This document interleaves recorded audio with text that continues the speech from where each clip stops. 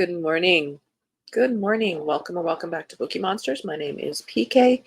It is Wednesday, July the 17th, and we're here to look at the new releases that are being set into the wild this week. And on Wednesdays, we look at romance. Hang on a second. I think I'm going to adjust here for that works a little bit better, I think. So on Wednesdays, we look at romance books, and there's a few of them. Quick announcements. I don't test prints tonight. I don't do them on Wednesday night. Our next prints are tomorrow evening, Thursday at 6 p.m. Mountain Time, 8 p.m. Eastern. They go for 2.5 hours. I do them 3 times a week, Tuesday and Thursday evenings and Saturday afternoons. On Saturdays, it starts at 1 p.m. Mountain Time, 3 p.m. Eastern, and those go for 5 hours. I hope you guys had a good night.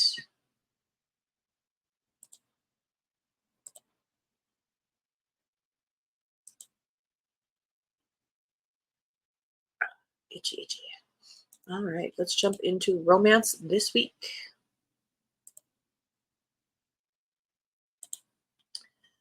Just One Taste. Olive Stone is about to spend 4 weeks in Italy with the most beautiful man she's ever hated. When Olive Stone and her Italian pseudo-celebrity chef father fell out 14 years ago, annoyingly handsome Leo Ricci stepped right in as his surrogate son and sous chef. No one is more surprised than Olive when her father wills her his beloved and now failing restaurant, or that his dying wish was for Olive and Leo to complete his cookbook together. She's now determined to sell the restaurant. Leo is determined to convince her not to. As they embark on 4 weeks in Italy, traveling from Sicily to Tuscany to Liguria, they'll test each other as often as they test recipes. But the more time Olive and Leo spend together, the more undeniable their attraction grows. Olive finds herself wondering whether selling the restaurant might be running away, and what it might be like to try just one taste of Leo Ricci, because he isn't who she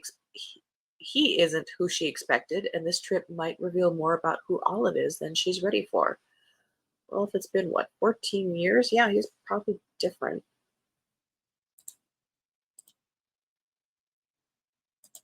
Girls sometimes, I tell you. The Backtrack by Erin LaRosa. Life Rewound.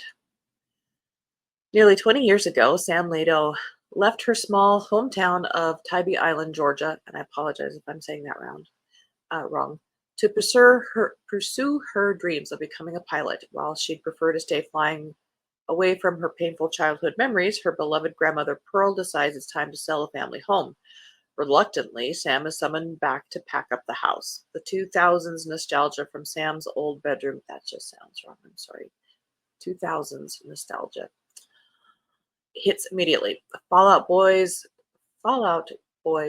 posters, drawers of roll-on body glitter, and even her favorite CD player with the mixtape from her best friend, Damon Roca. Damon was always a safe place, and Sam often wonders what if her teenage self admitted her feelings for him back then. Mysteriously, the CD player still works all these years later. Of course it does. And somehow it has the power to show Sam an alternate version of her life. Song by song, Sam receives flashbacks from her past: senior prom, graduation, leaving home. But the memories aren't as she remembers them. They show what could have been. Suddenly, Sam knows exactly what would have happened if she'd taken a chance with Damon, and she can't help feeling she made a terrible mistake leaving Tybee all those years ago. Yeah, but 20 years ago, you were a very immature person, and sometimes you got to become who you are before you can do the whole love thing.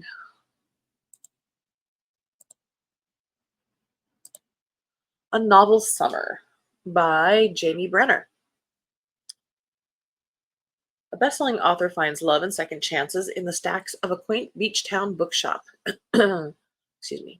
Author Shelby Archer found inspiration for her first novel while living on the picturesque shores of Provincetown and Cape Cod.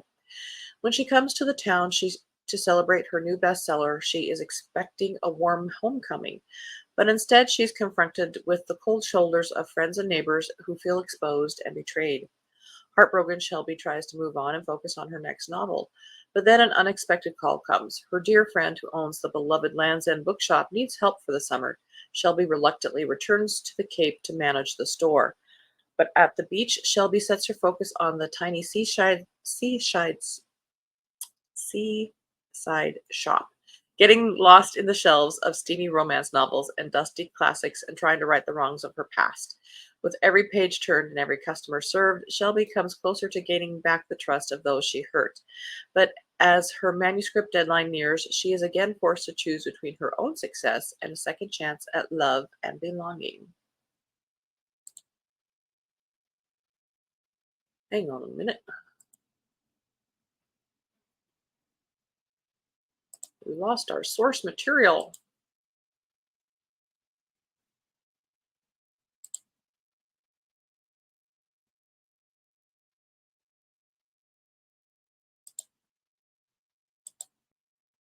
There we are.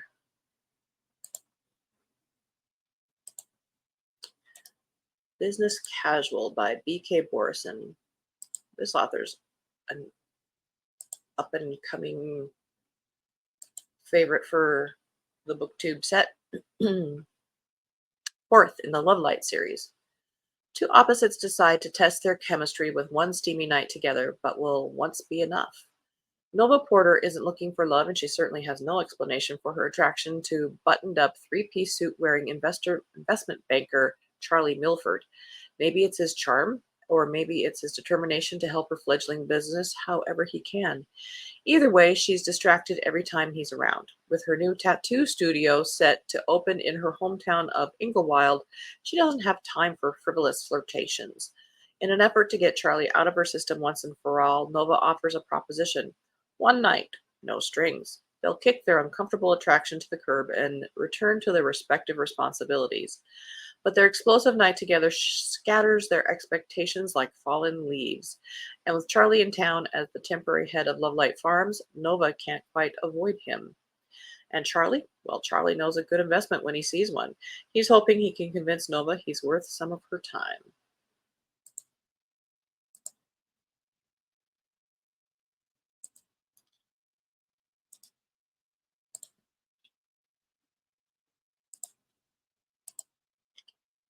Forgiving her first love.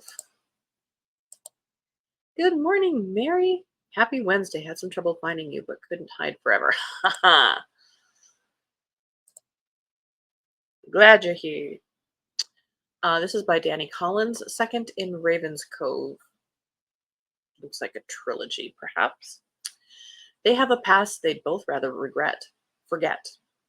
When Logan Fraser arrives to save the marina she manages, Sophie Peterson is skeptical that she can count on him. She spent her childhood crushing on Logan, and they even had a brief affair when he came back to Ravens Cove the summer she graduated high school, but he left again, breaking her heart.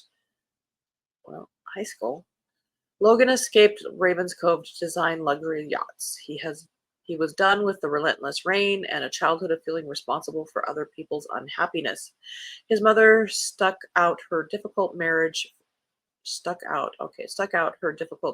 for Logan's sake, even when his father had yet another affair. By the time Sophie looked to Logan for happiness, he knew it was every man for himself.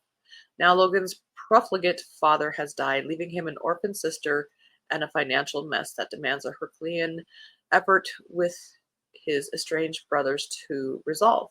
He needs Sophie's help, but her priorities are her son, grandfather, and sanity. Still, she needs the job, but she'll never trust Logan again. Again, high school.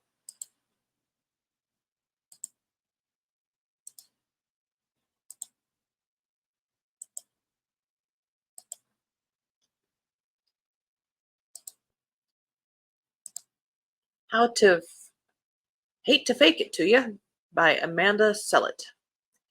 A waitress masquerading as an influencer and a wildlife photographer are on a collision course with romance and chaos. Everyone gets a glow up on social media, but Libby Lane's online persona is the fakest of fakes. Cooked up as a joke by Libby and her best friends, Lilibet is the affluent, healthier than thou opposite of her glam-free life on the side of Oahu most tourists never see. The phony fronting is all in good fun until a real influencer stumbles onto the Love Lilibet Instagram feed and starts making waves. When Hildy Johnson, the ambitious junior member of a media dynasty, travels to Hawaii to talk to Lilibet about parlaying her lifestyle brand into a job, Libby and her friends scramble to take the make believe to a new level. Complicating the charade even further is Hildy's handsome companion, a wildlife photographer named Jefferson Jones, whose keen eye sees more than he lets on. Between the pretend husband, borrowed goats, made up holiday, and Libby's very real attraction to Jefferson, it's anyone's guess which lie will blow their cover first, especially since Lilibet isn't the only one with something to hide.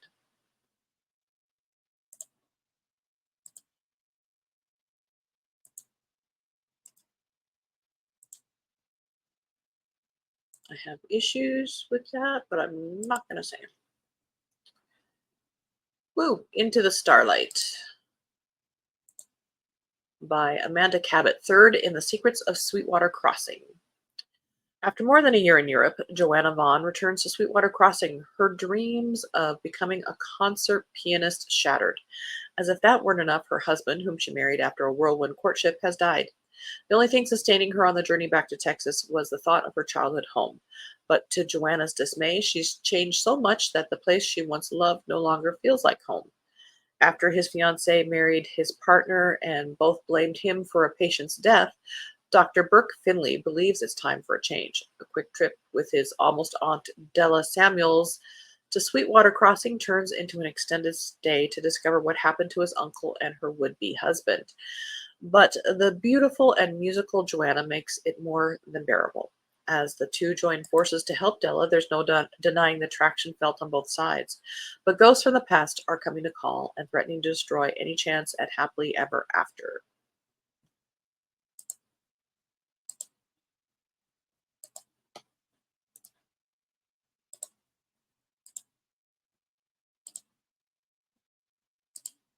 Meeting Her Match by Jen Toronto, third in the Matchmakers series.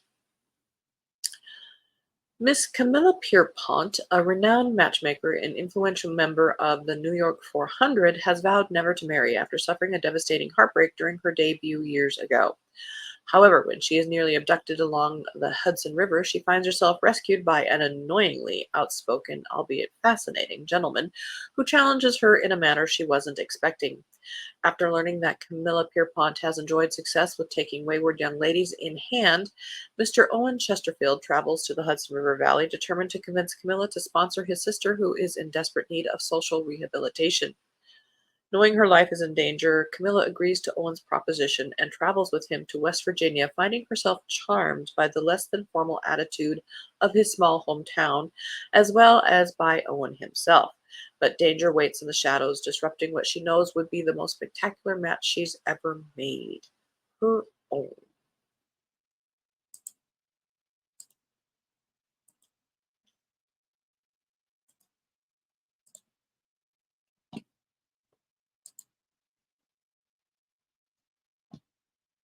Sirens by Kerrigan Byrne and Cynthia St. Aubin.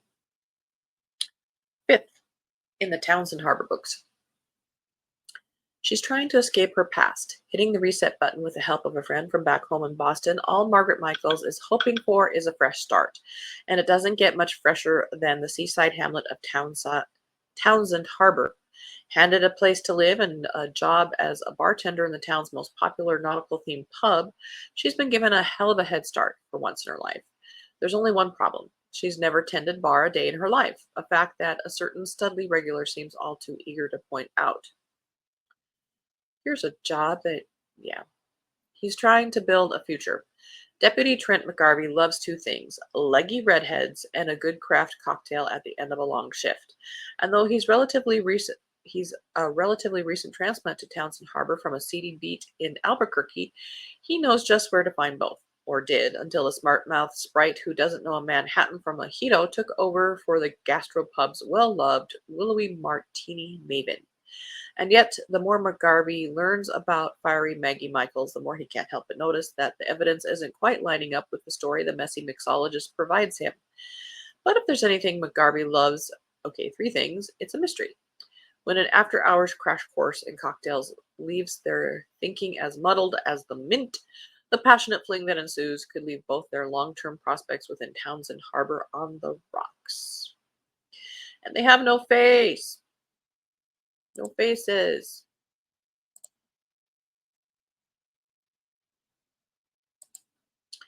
Tessa Bailey has a new one. I did check. This is a new one. And again, this is an author who is popular with the booktube peoples, I believe. This is second in the Big Shots series, and it's a hockey. Tallulah is smart, vivacious, and studying to be a marine biologist. She's also 26 and broke. So when Burgess, a battle-scarred hockey veteran and newly single dad, offers her a job as his live-in nanny, she jumps at the opportunity to get paid while living in a super fancy neighborhood and being around Lissa, his cool but introverted tween. Her tween charge isn't the only one who could use some help fitting in, though. According to, well, everyone except Burgess, he needs to get back on the dating scene, and adventurous Tallulah is just the girl to show him how. But as boundaries are slowly crossed and Burgess finds himself pulled between his daughter, who wants her parents back together, and his insane chemistry with Tallulah, a huge rift is formed, and Tallulah does the right thing, breaks her own heart, and walks away. Though Burgess knows it's for the best, he's too jaded with too much baggage. A chance meeting and a new push from his daughter forces him to put everything on the line and fight to prove he's learned his lessons well and is worthy of a happily ever after with Tallulah.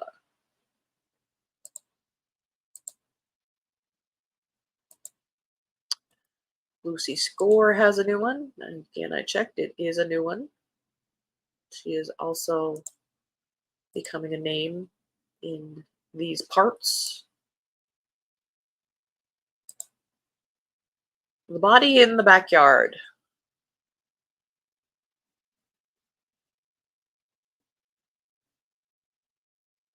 Except this is more of a mystery. We're going to put that for Friday.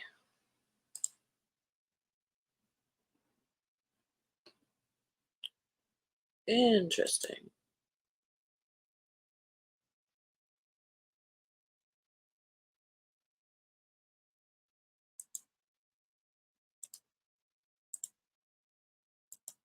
We'll put that one on Friday. Resourceful, Portrait of a Woman by Carrie Lee Harmon, second in the Portrait of a Woman series. Tiffany Eisenhower, divorced independent massage therapist, hates change. When she finds herself the recipient of a hefty inheritance, getting sued for more alimony by her gold-digging ex, and pregnant with twins at 40 by the local Irish pub owner, who has forever on his mind, a midlife crisis the size of her rapidly expanding abdomen ensues. All she wants is to guard her independence, prove her ex is faking his disability, and cope with raising the twins she'd never planned to have as a single mom. She's always been resourceful, but she's having a hard time figuring out what to do this time. Thank goodness for her weekly girls' night with her best friends. Divorced from a man who only used her, Tiffany vows to be the one doing the using and never trust another man with her heart. Only Matt McGinnis isn't like any other man. He's a family man, determined to make her part of his, and an irresistible legend. She's finding it difficult to say no to the man who sports the legend of the tattooed clover.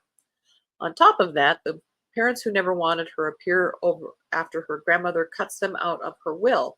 Tiffany suddenly finds herself questioning what she thought she always wanted and coming to the realization she might not have to do everything alone. She must decide if she will stay independent or allow herself to have and to hold what is right in front of her.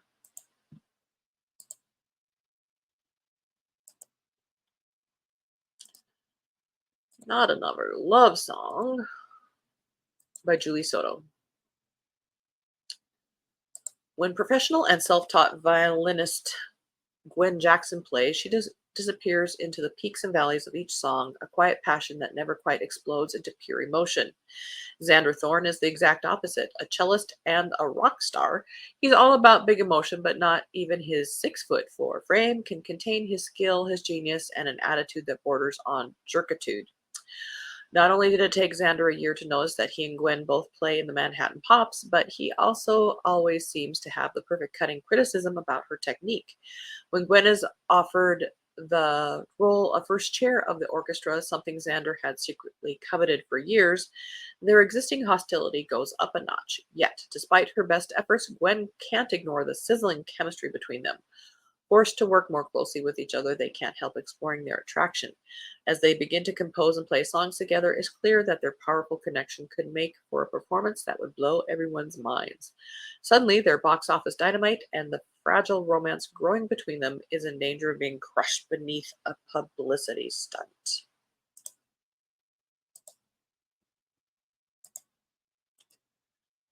The Design of Us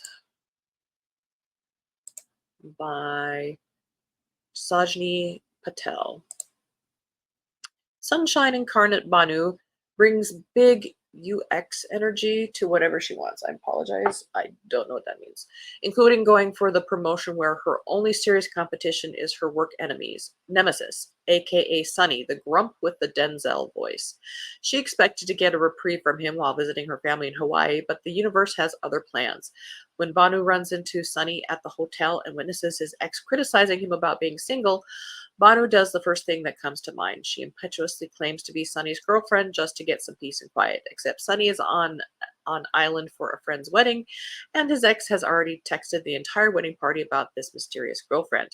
Banu truly is the bane of Sunny's existence, but the last thing he wants to do is cause tension during his friend's wedding festivities, much less be the object of their pity.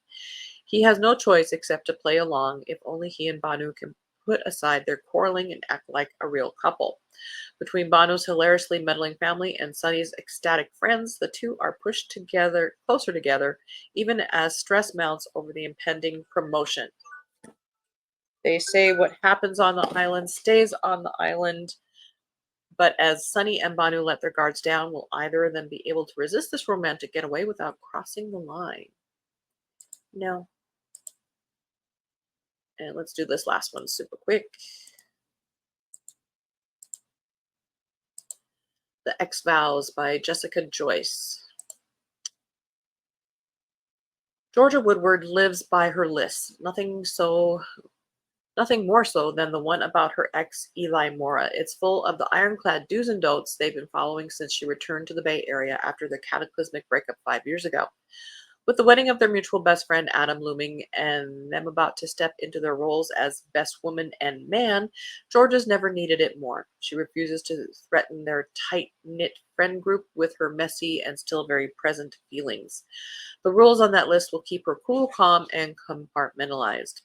What's not on her list? Eli arriving from New York with a new rule-breaking attitude, or the all-inclusive venue burning to the ground, leaving the bride and groom in dire straits. Nor does she anticipate Adam asking her and Eli to help him make a miracle happen together. As Georgia and Eli rush up to Napa Valley to pull off the perfect wedding, their old chemistry comes back in Technicolor. Somewhere between cake tastings gone wrong, disastrous DJ auditions, and Eli's heated attention, Georgia starts recognizing the man she fell in love with before. And if she lets herself break her rules, she might find what they're building isn't the something old that ruined them. It's a chance at something new. And that's it. That's all we got. And I'll have to remember to put that Lucy score on Friday. So I think that is reading more like a mystery. I've never heard of any of these authors, not a boast, I can assure you. I've only heard of them because of watching some YouTube stuff. But yeah, I think I've aged out of some of this stuff. Do not like these covers, not a cartoon. Yeah, I'm not a fan of the cartoon covers either. Kind of slim pickings for romance. Indeed. Boy, this was quick morning. Hope to see you. You betcha. You betcha, my baby. Alrighty. So, again, no sprints tonight. I don't do them on Wednesday nights, so you guys are free from me. But we will have them tomorrow night at 6 p.m. Mountain Time, 8 p.m. Eastern. And tomorrow's morning show will be looking at fantasy and science fiction. Hope you have a very good Wednesday. Please stay cool, stay hydrated as best you can. Take care of yourselves. Hug your friends and family because life is precious. Stay cool today. No, that's a tall order. Yeah, we're in the 90s for forever now. It's July in Montana. We hit the 90s and hundreds.